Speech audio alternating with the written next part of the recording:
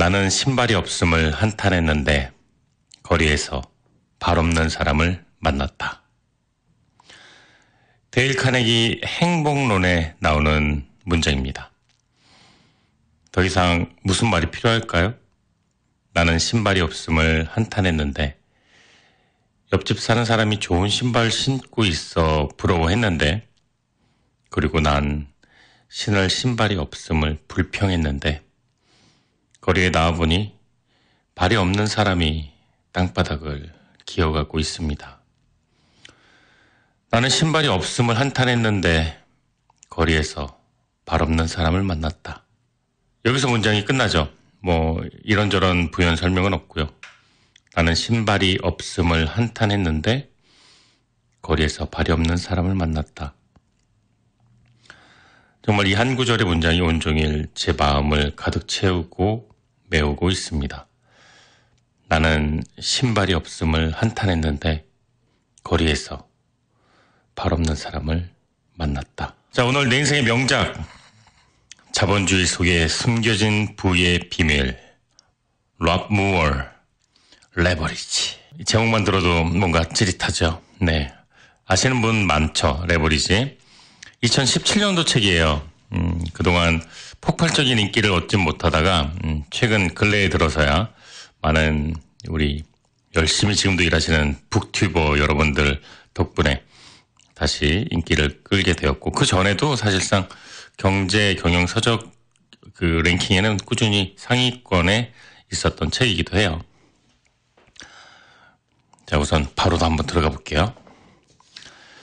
당신이 만약 16년 동안 공부하는 교육 시스템을 통과하고 그 과정에서 수천만 원의 빚을 지고 직업 피라미드에서 가장 밑바닥인 저임금의 일자리를 구한 다음 40년 동안 천천히 고통스럽게 일하는 삶을 원한다면 이 책은 당신을 위한 책이 아니다.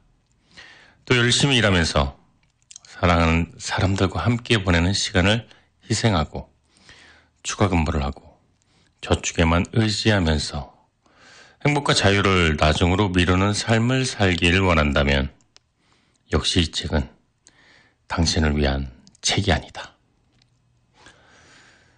이 책에는 한 가지 비밀이 담겨 있다. 이 비밀은 5만 파운드 빚더미에 올라 방황하던 한 남자를 3년 만에 100만 장자로 만들어 준 것이다. 그건 바로 자본주의다. 자본주의는 당신이 생각하는 것보다 훨씬 많은 기회를 품고 있다. 그리고 레버리지는 그 자본주의를 내 편으로 만드는 기술이다. 끊임없는 노동과 희생의 규칙을 깨뜨리고 최소한의 노력과 시간으로 자본을 증식하는 새로운 부의 공식이다. 환갑 이후 찾아올 한 번의 긴 은퇴 생활을 위해 40년 동안 일에 파묻히는 게 아닌 매 순간 최고의 가치를 누리는 라이프 스타일이다. 이제 더 열심히, 더 오래 일하라는 사회의 명령에 속지 마라. 당신은 지금보다 훨씬 더 쉽고 빠르게 성공할 수 있다. 네, 이제 책 본문이에요. 읽어드렸는데 이 두 패러그램만으로 내가 이 책을 왜 읽어야지? 네, 충분한 이유를 발견하셨는지요? 아주 오랜만에 제가 책을 읽으면서 설레이고 방송을 하면서 마이크 앞에서 계속 눈이 반달 모양으로 웃고 있습니다. 제가 이 책 주문하고 기다리는 시간 동안 보통 미국에서 한국 책 주문하면 일주일, 열흘, 늦으면 2주 정도 걸리는데 얼마나 설레면서 조바심 내면서 두근두근 되면서 기다렸는지 모릅니다.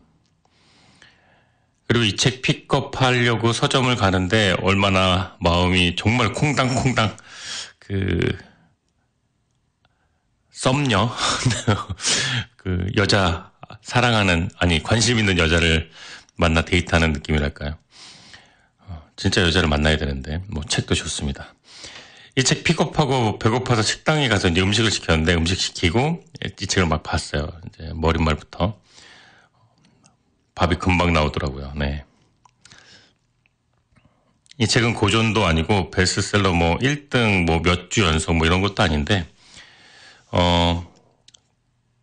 그동안 살면서 나는 이토록 열심히 사는데, 아침부터 밤까지 하루 종일 일만 하면서 사는데, 휴가 한 번 간 적 없이 살고 있는데, 휴일도 없이 이렇게 매일매일 일을 하고 있는데, 나는 왜 부자가 못 되지?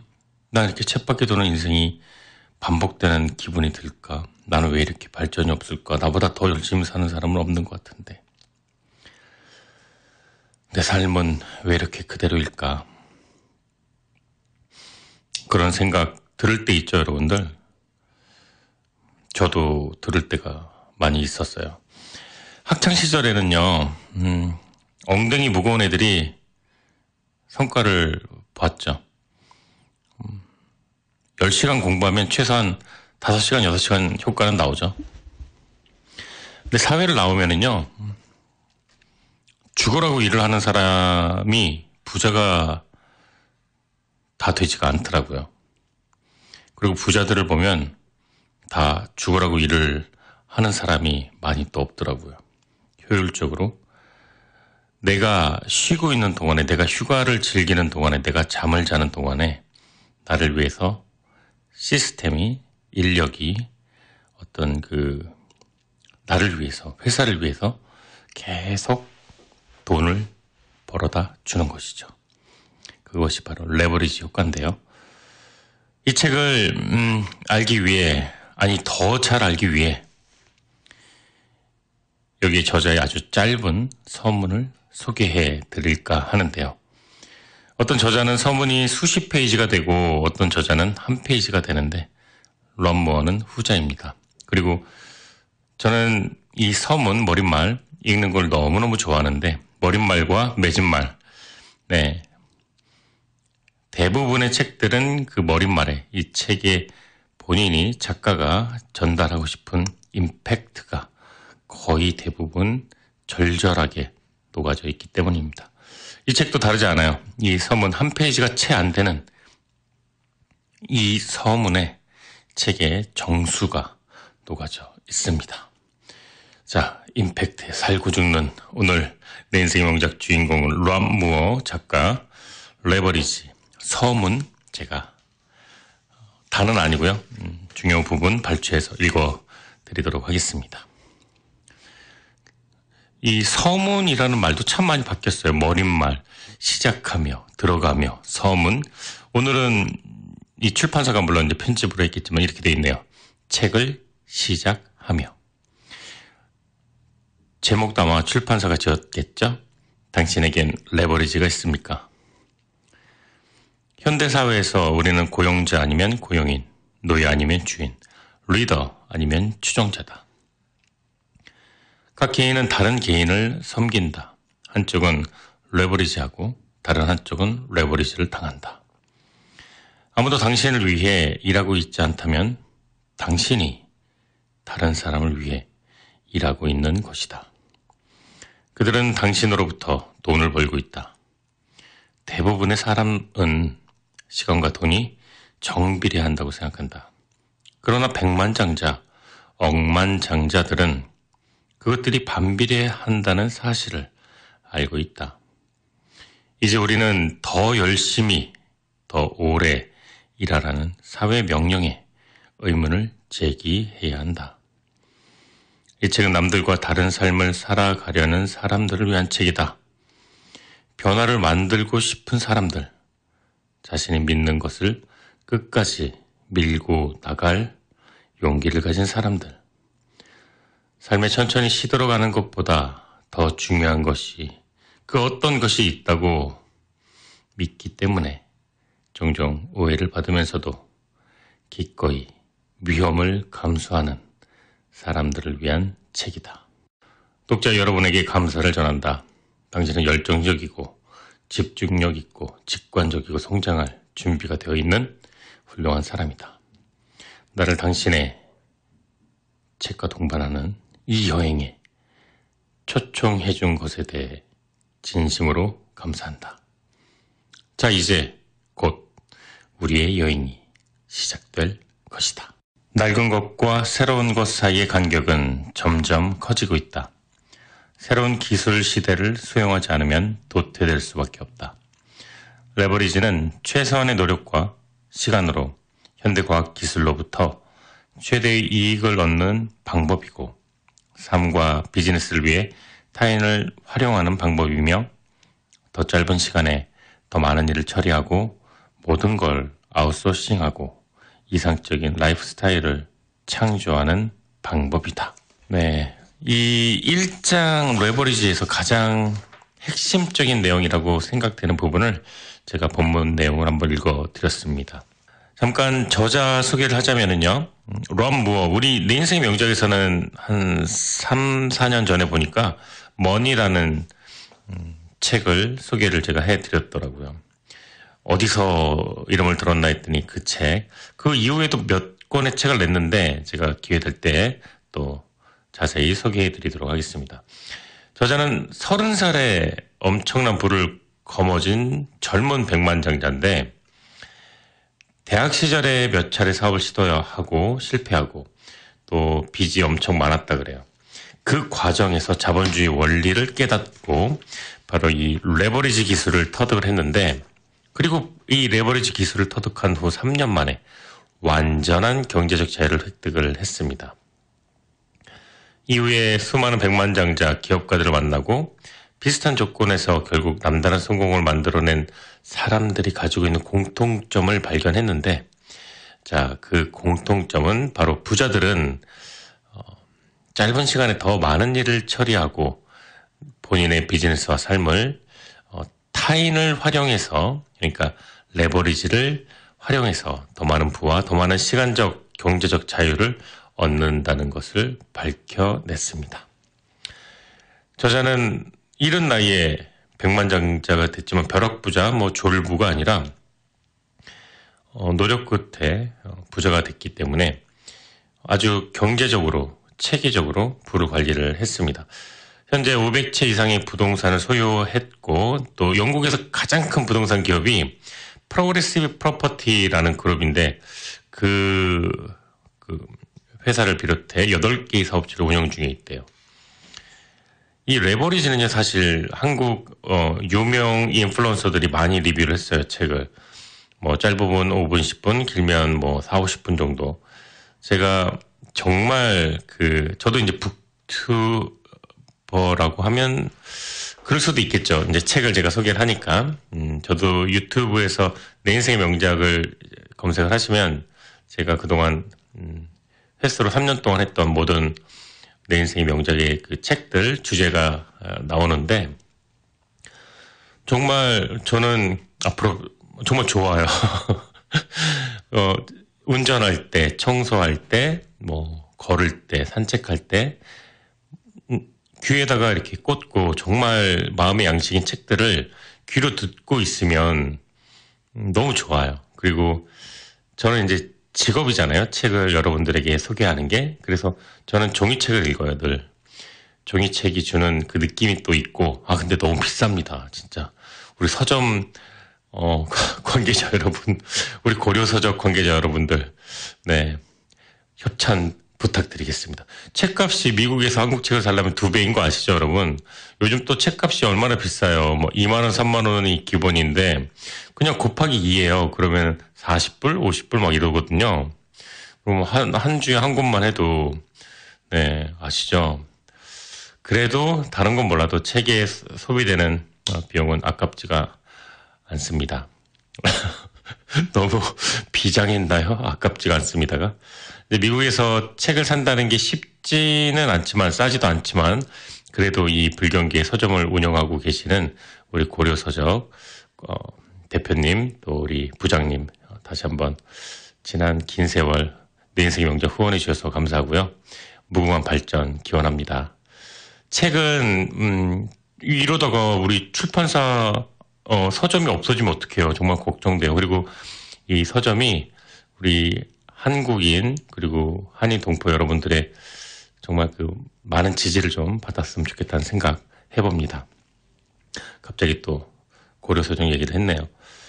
자, 저는 이 책을 북튜버를 통해서도 정말 많이 들었고요. 그리고 종이책도 샀고요. 읽었고요. 행복했습니다.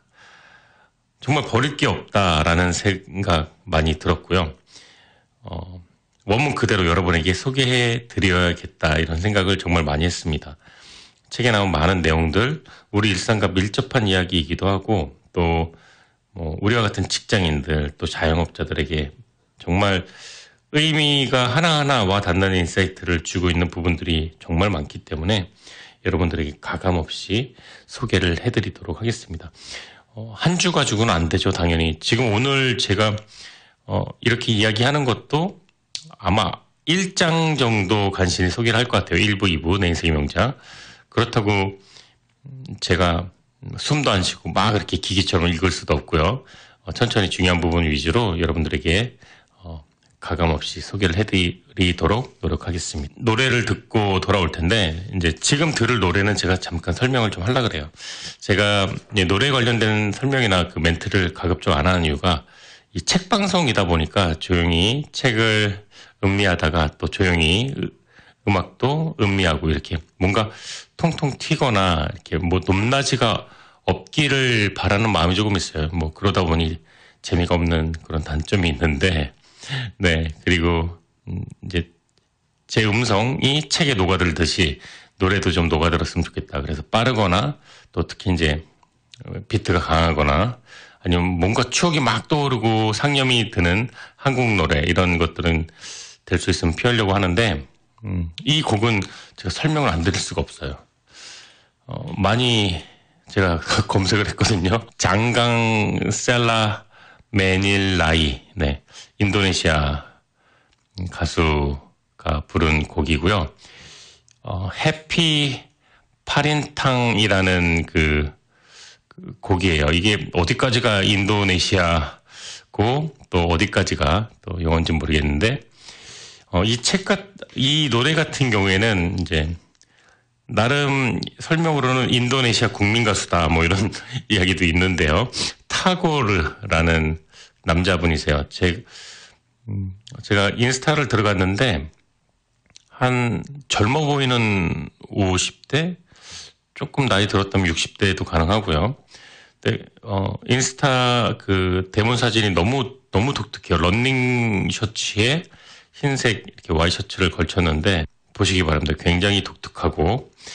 자, 이분이 부르는 곡이에요. 뭔가 요즘 인도네시아 곡들 좀 귀에 들어오더라고요. 한번 들어보시길 권해드리도록 하겠습니다. 먼저 사생활 보호를 위해 밥은 실명이 아니라는 점을 밝혀둔다.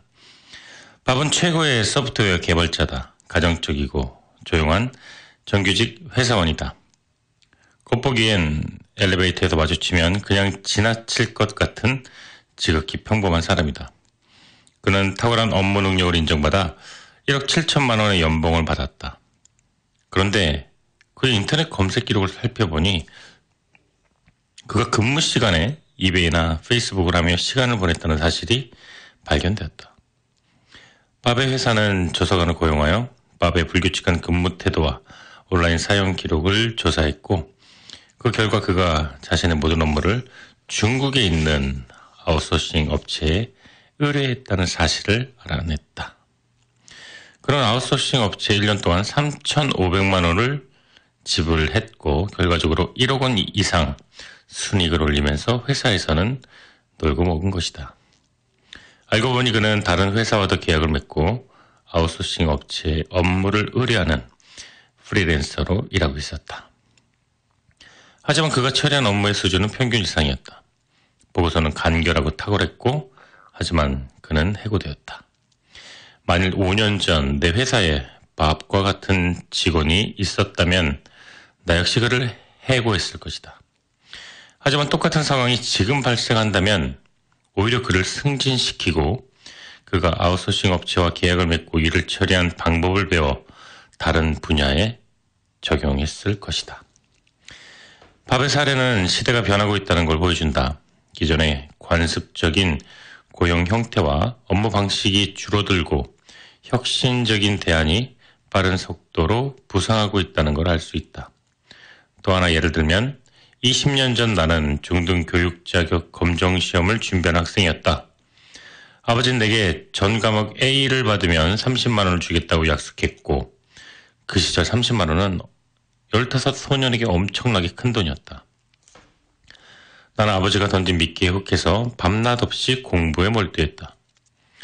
원래 같으면 10대 소년답게 밤마다 친구들과 어울려 다니고 여자 꽁무니를 뒤쫓아 다녔을 여름방학을 기꺼이 희생했다. 왜냐면 난 30만 원이 정말 갖고 싶었기 때문이다. 내가 책 속에 파묻혀 있는 동안 내 단짝 중 한 명인 마크는 매일 밤마다 신나게 놀았다. 나는 속으로 그 마크를 질투했다. 그럴 때마다 나는 혼자 말을 했다. 30만 원에 집중해 랍. 마크는 모든 수업을 나와 함께 들었다. 그런데 그는 시험을 코앞에 두고도 공부를 하지 않았다. 나는 30만 원을 위해 내 인생에서 가장 좋은 시간을 희생하고 있었다. 하지만 마크는 아니었다. 나는 내심 마크가 시험에 떨어져 내 희생이 타당했다는 걸 증명해 주길 기대했다. 드디어 시험을 보고 성적표가 나왔다. 전과목 A. 내가 드디어 해낸 것이다. 자랑스러워할 아버지의 모습이 떠올랐다. 그리고 마크의 성적표를 보았다. A, A, A, B, A, B. 나는 놀라서 소리쳤다. 알고 보니 마크는 내 답안지 대부분을 베낀 것이다. 그런데도 그는 그것을 부정하지 않고 내게 오히려 당당히 이렇게 말했다. Hey, Rob. 너는 좋은 성적과 30만 원을 얻었잖아. 그리고 난 너 정도는 아니지만 좋은 성적과 여러 명의 여자친구와 놀 수 있었고. 나는 이 일로 인해 심각한 좌절에 빠졌다. 시스템과 실제 세계의 괴리에 대해 고민했다.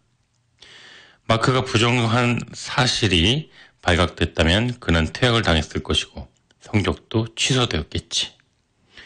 밥처럼 부정행위자라는 낙인이 찍혀 웃음거리가 되었겠지. 그것이 교육 시스템 원칙이다. 대부분 사람들이 이 의무를 지켜 학창시절을 통과한다. 하지만 12년이 지난 후에야 나는 이 사건의 교훈을 깨달았다. 밥과 마크의 이야기는 실제 비즈니스 세계의 레버리지가 무엇인지 보여주는 사례였다. 레버리지는 당신이 살아있음을 느끼지 못하게 만드는 모든 것을 아웃소싱하는 기술이다.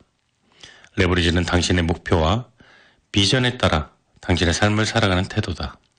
레버리지는 돈을 벌고 지속적인 변화를 만들어내기 위해 당신의 가치를 우선하고 그 외 모든 것을 줄이거나 제거하는 기술이다. 레버리지는 당신의 시간을 가장 크고 지속적인 부를 창조하는 데 사용하고 당신이 할 수 없거나 하기 싫지만 성취하기 위해 해야만 하는 시간 낭비를 근절하는 시스템이다. 레버리지는 당신이 잘할 수 있는 일을 수행하고 당신이 잘하지 못하는 모든 것을 위임하는 기술이다. 레버리지는 정신없이 바쁜 순간에도 당신의 머릿속에 목표와 비전, 우선 순위를 명확하게 상기시켜 더 높은 수준을 향해 나아가는 삶의 방식이자 철학이다. 레버리지는 다른 사람의 문제가 당신의 문제가 되는 걸 허용하지 않고 행복과 성취를 절대 나중으로 미루지 않고 지금을 이 순간을 즐기도록 돕는 것이다. 끊임없이 열심히 일하는 것과 희생의 규칙을 깨뜨리고 관습과 일을 수행하는 방식의 의문을 제기하고 중복과 시간 낭비를 배제하며 높은 수준의 성공과 성취로 향하는 현실적이고 실제적인 지름길이다. 레버리지는 30년, 40년 후 좀처럼 찾아오지 않는 한 번의 긴 은퇴 생활을 즐기기 위해 살아가는 것이 아닌 지속적으로 짧은 은퇴 생활을 즐기는 라이프 스타일이다.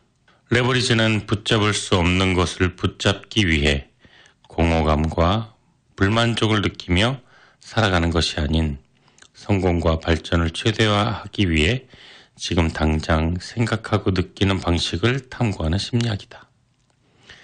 레버리지는 당신의 목표를 자연스럽게 조율하고 당신의 깊은 내면이 원하는 변화를 창출할 명료함을 제공할 것이다.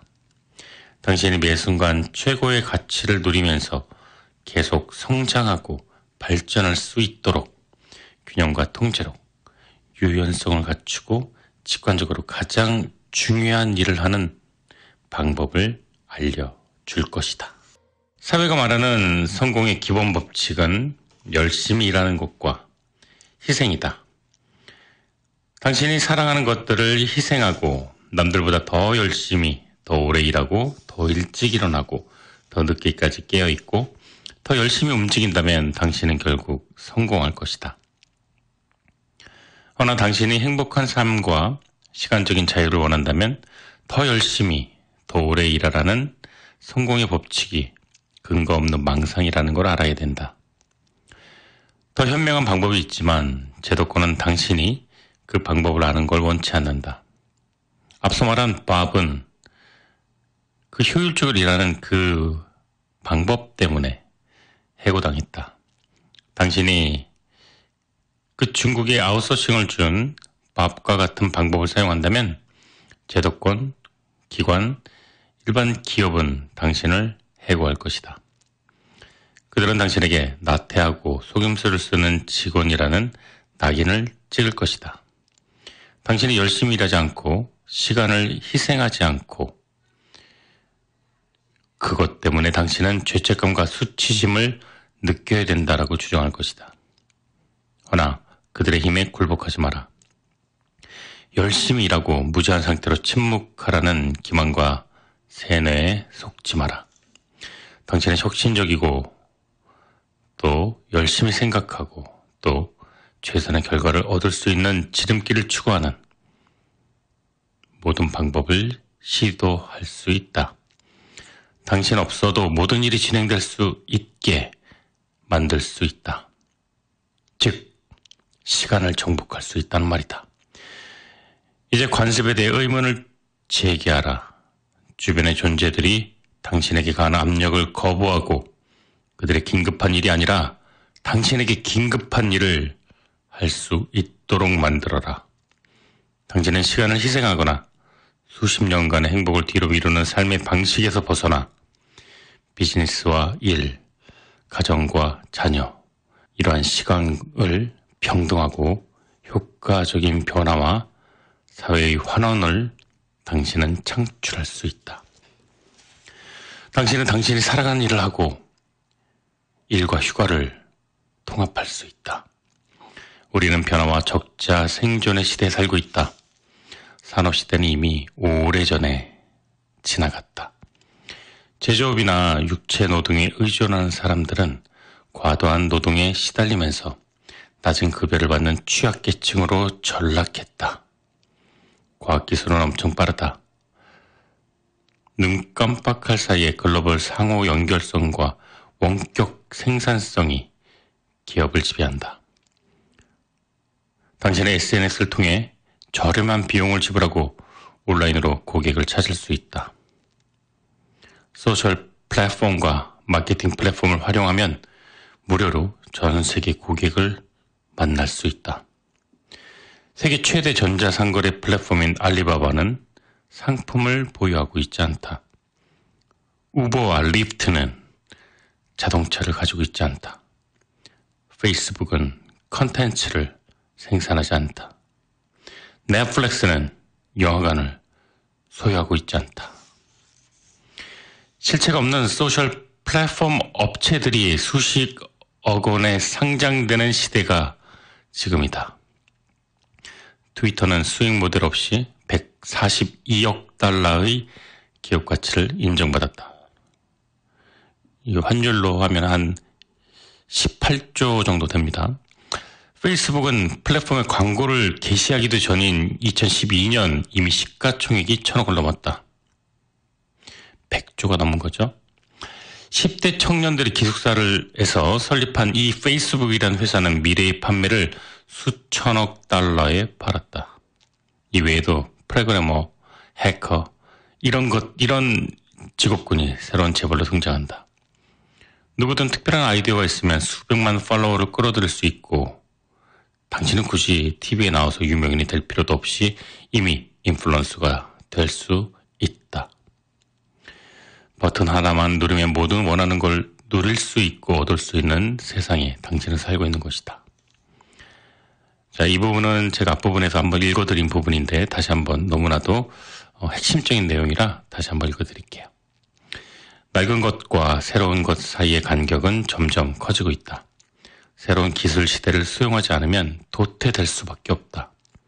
레버리지는 최소한의 노력과 시간으로 현대 과학기술로부터 최대의 이익을 얻는 방법이고 삶과 비즈니스를 위해 타인을 활용하는 방법이며 더 짧은 시간에 더 많은 일을 처리하고 모든 걸 아웃소싱하고 이상적인 라이프 스타일을 창조하는 방법이다. 최소 노력의 법칙. 레버리지는 과학에 기반을 둔 사고법이다.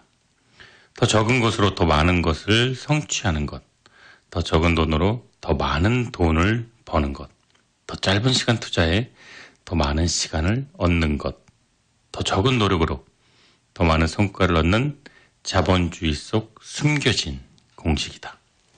한마디로 말하면 최소 노력의 법칙인 셈이다. 누군가에게는 믿기 어려운 개념일 것이다. 열심히 일하는 것이 나보다 많은 돈을 벌기 위한 유일한 방법이라고 생각해왔다면 말이다. 당신은 생계를 유지하기 위해 많은 시간을 희생해야 한다고 생각할지도 모르겠다. 삶은 오롯이 당신의 권리다. 삶은 버는 게 아니라 사는 것이어야 한다. 우린 누구나 레버리지를 경험한다. 당신은 포식자 아니면 먹잇감이다.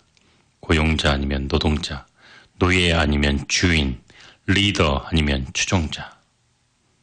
각 개인은 다른 개인을 섬긴다. 한쪽은 레버리지를 하고 한쪽은 레버리지를 당한다. 당신은 레버리지를 사용해 다른 사람들의 돈과 시간을 얻을 수 있고 반대로 누군가의 계획 속에서 레버리지 당하며 포기한 시간을 대신해 시간당 급여를 받을 수도 있다. 이 모든 건 당신의 선택이다. 허나 만일 당신이 타인의 계획 속에 움직인다면, 아무도 당신을 위해 일하지 않는다면 당신은 레버리지에 의해 지배당하고 있는 것이다. 그들은 당신으로부터 돈을 벌고 있다. 당신은 먹이사슬을 가장 밑바닥에 가장 적은 돈을 벌며 가장 많은 일을 하고 있다. 자유와 통제력을 가장 적게 누린다. 대부분 사람들은 시간과 일과 돈이 정비례하다고 생각한다. 하나 백만장자들은 그것이 반비례하다는 걸 알고 있다.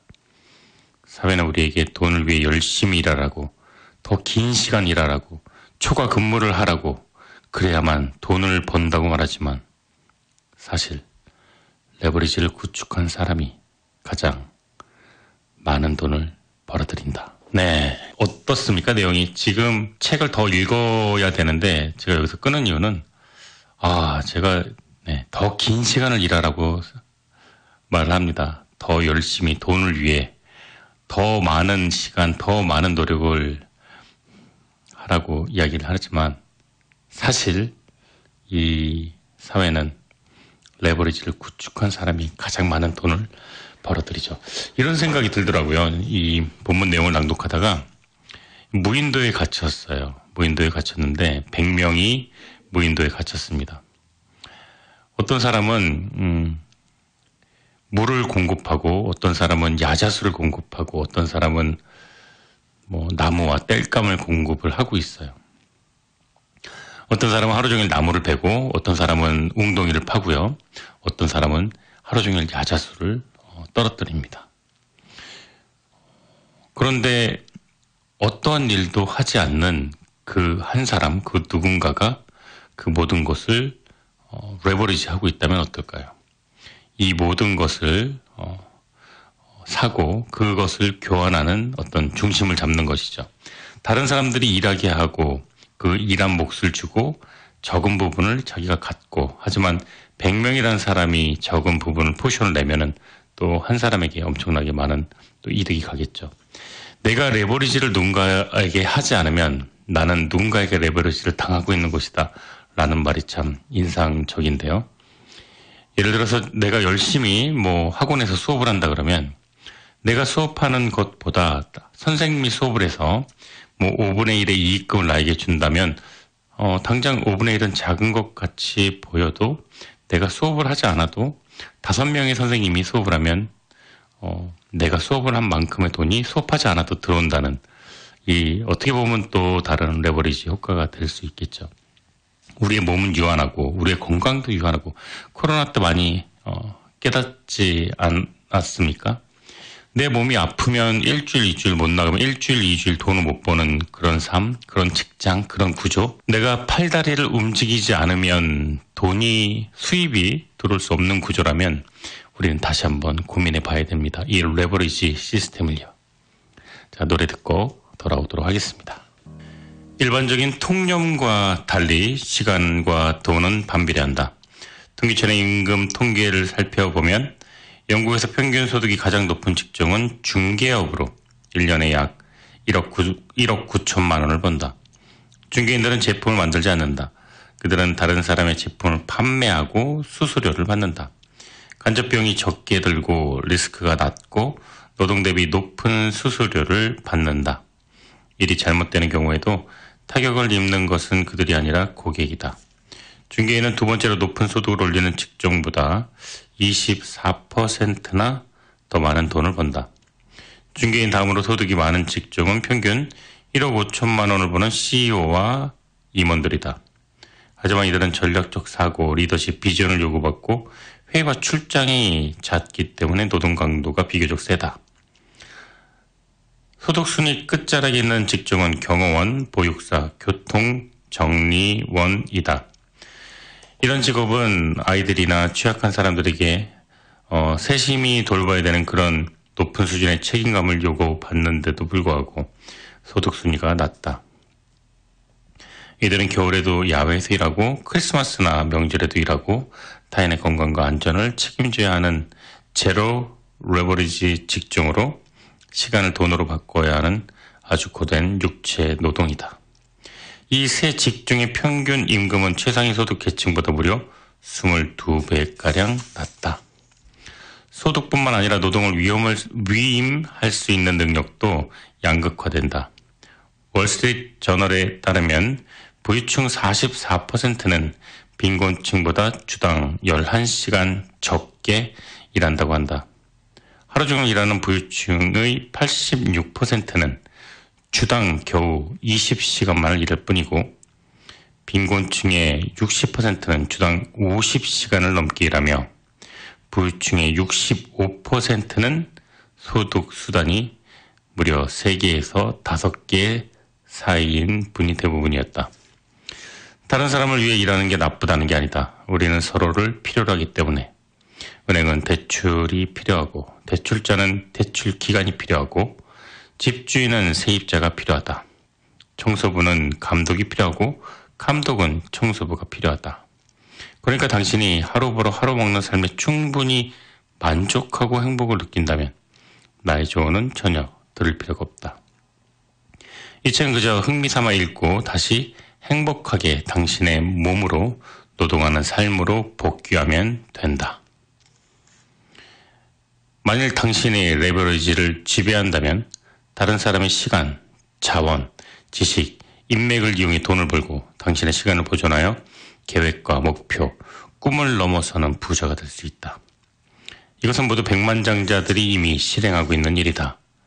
영국에서 가장 부유한 25명 중 고용되어 일하는 사람은 한 명도 없다. 그들은 모두 회사를 설립했거나 물려받았다. 한 명도 빠짐없이 고용주, 자영업자, 투자자다. 이들은 돈이 자신을 위해 일하게 하는 법을 안다. 현대사회에서 레버리지는 점점 더 중요해지고 있다. 선사시대 때는 메모들을 이용해 얼음을 날랐을지도 모른다. 그 다음 바퀴가 있었다. 자전거, 자동차, 비행기, 우주 왕복선이 등장한다. 이제는 빛의 속도로 정보와 돈을 전송하고 구글과 인터넷으로 전 세계 정보를 레버리지하는 시대가 왔다. 이제 레버리지는 그 어느 때보다 평범한 사람들이 쉽게 접근할 수 있는 원리가 되었다. 발전을 방해하는 주된 요인은 두려움, 지식의 부족, 신념의 부족, 사회의 통제, 정보의 비대칭이었으나 인터넷의 등장으로 많은 부분이 해소되었다. 하지만 여전히 부모님 세대로부터 열심히 일하고 머리를 숙이고 희생하고 모험을 하지 말라는 가치관을 물려받은 사람들에게는 이 레버리지는 수용하기 어려운 변화일 것이다.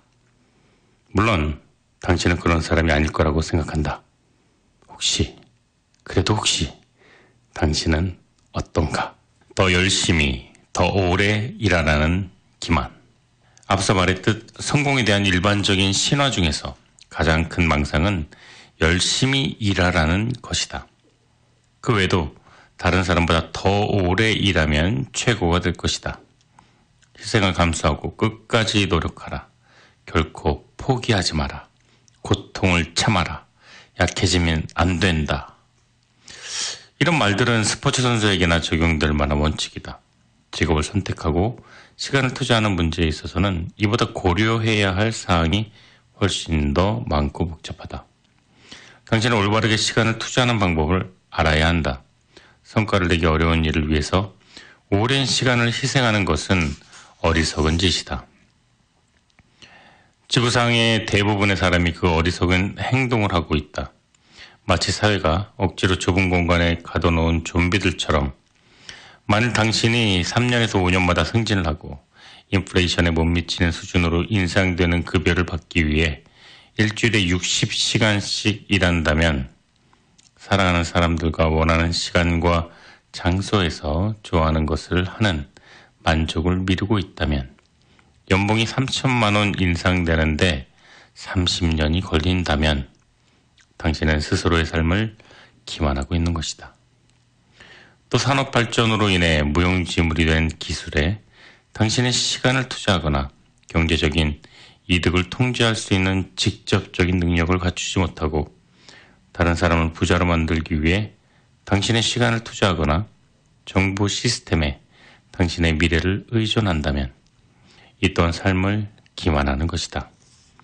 시간과 돈이 비례한다는 보편적인 착각은 수학 체감의 법칙. 이제 부연 설명이 나와 있는데요. 자본과 노동 등 생산 요소가 한 단위 추가될 때로 인해 늘어나는 한계 생산량은 점차 줄어드는 것.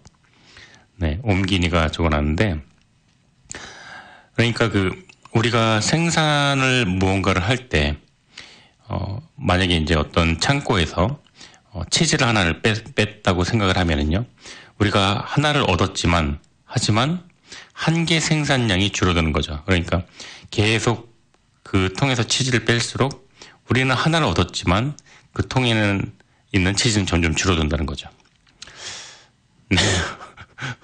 네. 사람들은 조금 더 많은 돈을 벌기 위해 초과 근무를 한다. 초과 근무를 위해 더 많은 돈을 벌고 있다고 생각하는 건 역시 착각이다. 그러니까 이제 제가 이제 예를 든 거지만 통에 있는 치즈를 계속 빼요. 근데 빼는데 우리는 치즈를 빼서 그것으로 이제 밥을 먹지만 우리가 뺄 수 있는 치즈는 한정되어 있다는 것이죠. 이제 그게 직장 생활의 비애이기도 하고요. 왜냐면 우리는 나이가 먹어가고 에너지는 소멸되고, 또 근무할 수 있는 그 기간은 정해져 있으니까요. 그걸 이제 어렵게 말하면 수학 체감의 법칙이라고 책에서 나왔는데요. 그게 이제 보편적인 착각이라는 거죠. 이렇게 초과 근무를 해서 많은 돈을 벌고 있다는 것 역시 착각이다. 왜냐? 시간은 되돌릴 수 없기 때문이다.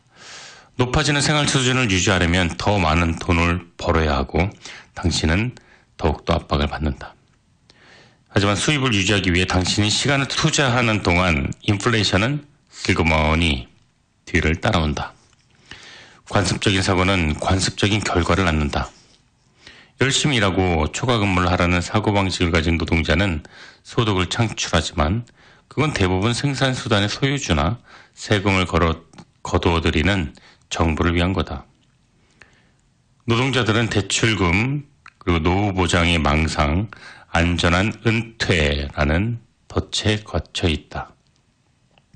예고 없이 정부가 당신의 연금을 써버리거나 법률 개정으로 회사가 당신을 해고하거나 상사가 당신의 일자리를 날려버리는 상황은 언제든지 발생할 수 있다. 유니버시티 칼리지 런던에 따르면 일주일에 55시간 일하는 사람들은 35시간 일하는 사람들보다 뇌졸중에 걸릴 확률이 35% 이상 증가한다고 한다. 40시간에서 45시간 일한 사람들은 뇌졸중 위험이 15% 증가하고 50시간 일하는 사람은 뇌졸중 위험이 30% 증가한다. 다 늙어 은퇴하기 위해 이런 위험을 감수해야 하는가? 어쩌면 그 나이까지 살지 못할 수도 있다. 무조건적이고 반복적인 방식으로 원하는 걸 얻는 시대는 끝났다. 이제는 고용주, 사회, 외부적인 기대가 만들어낸 노동시간이나 규정에 따르지 않고 당신 자신만의 레버리지를 만들어야 한다. 당신의 선택을 방해하는 것은 무엇인가? 선택의 자유를 누리는 삶이 공정하고 안정적인 삶이다. 현재의 직업이 당신의 선택을 제한해서는 안 된다. 만약 당신이 삶의 리스크를 전혀 걱정하지 않아도 된다고 가정해보자. 당신은 아마 큰 수익을 창출하는 경력을 발전시킬 잠재적인 고객이 많은 자유와 창의성으로 가득한 성장 가능성이 무한한 일을 할 것이다. 근데 지금 당신의 선택을 방해하는 건 무엇인가? 당신은 약간의 돈을 벌기 위해 당신이 싫어하는 일에 시간의 대부분을 사용하고 남는 시간에 당신이 그토록 좋아하는 일을 하는가? 그러지 않아도 된다. 당신은 열정과 직업을 통합할 수 있고 가장 잘하고 좋아하는 일을 찾고 나머지는 레버리지 방식으로 아웃소싱 할 수 있다. 열정과 직업의 통합을 이루는 방법은 나중에 책 뒤에 상세히 설명한다. 우상을 모방하라.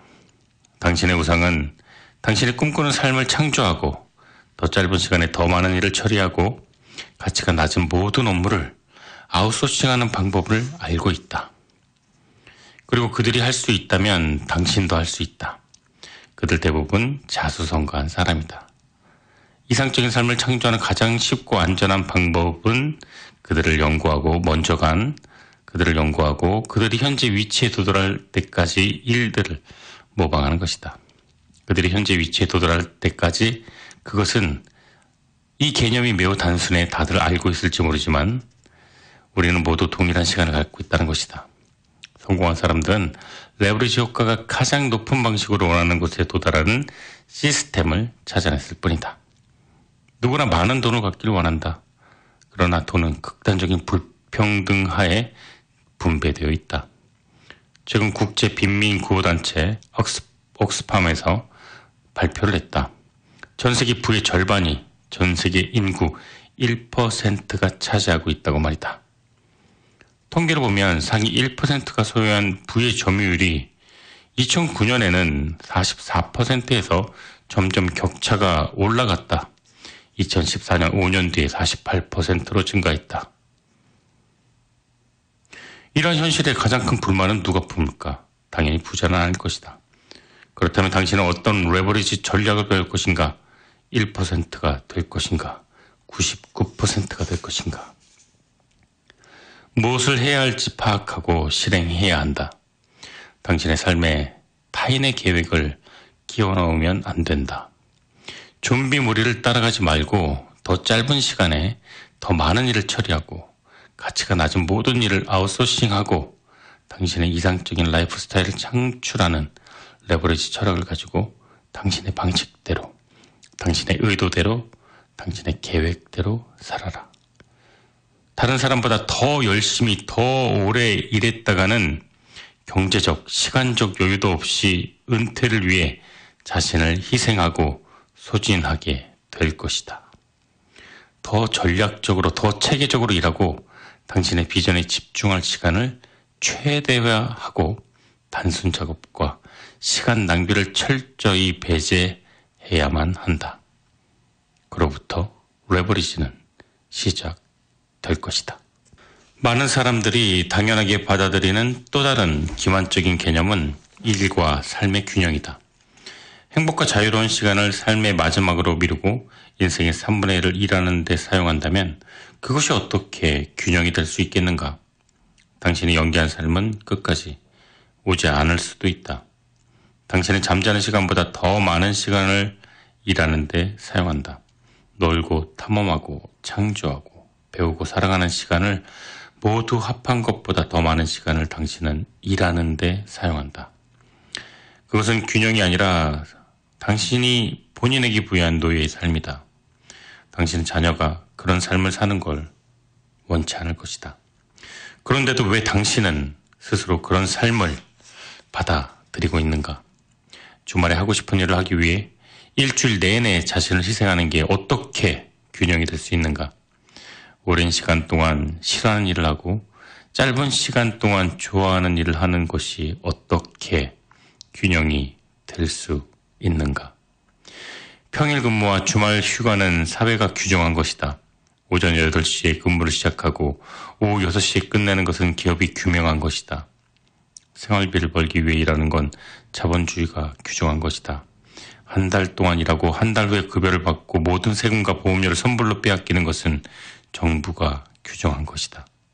당신은 사회와 타인이 규정한 시스템에 따라 영원히 자신의 삶을 그것에 맞춰 살아야만 하는가? 당신이 해야만 하는 당신에게 자존감과 목적의식을 부여하는 다른 사람들과 당신을 차별화하는 매달릴 가치가 있는 일을 찾아라. 그 외의 일은 적당히 해도 된다. 모든 사람의 비를 맞추려고 애쓰지 마라. 버릴 건 버려라. 당신의 비전과 목표에 초점을 맞추고 다른 모든 것을 제외하라. 당신이 하는 일이 돈을 벌고 변화를 만드는 일이라는 것을 체감할 때, 열정이 곧 직업이 될 때, 도전과 만족을 동시에 느낄 때, 그 일은 더 이상 일이 아니게 된다. 당신이 할 수 있는 일은 지금 당신 앞에 놓여 있는 중요한 일을 하는 것뿐이다. 목표를 세워라. 한 번에 한 입씩 먹어라. 마감기 안에 압도되지 말고 당신이 지금 할 수 있는 일에 초점을 맞춰라. 약간 땀이 나기 시작할 때 포기하는 것은 나약함이다. 비전의 부족, 장기적인 목적의식이 부재를 드러낸다. 하지만 이 사실을 알면서도 포기하고 싶은 생각이 반복해서 든다면 다시 생각해보라. 그 일이 당신에게 정말 중요한 일이 아닐 가능성도 크기 때문이다. 포기하는 것은 무조건 나약한 것일까? 당신이 생각하기에 가치가 없거나 보상이 형편없는 일이라면 빠르게 포기하는 게 현명하다. 그것이 바로 용기 있는 행동이다. 포기할 줄 알아야 앞으로 다른 일을, 어떤 일을 어떻게 추진할지, 어떤 일을 배제할지 알 수가 있다.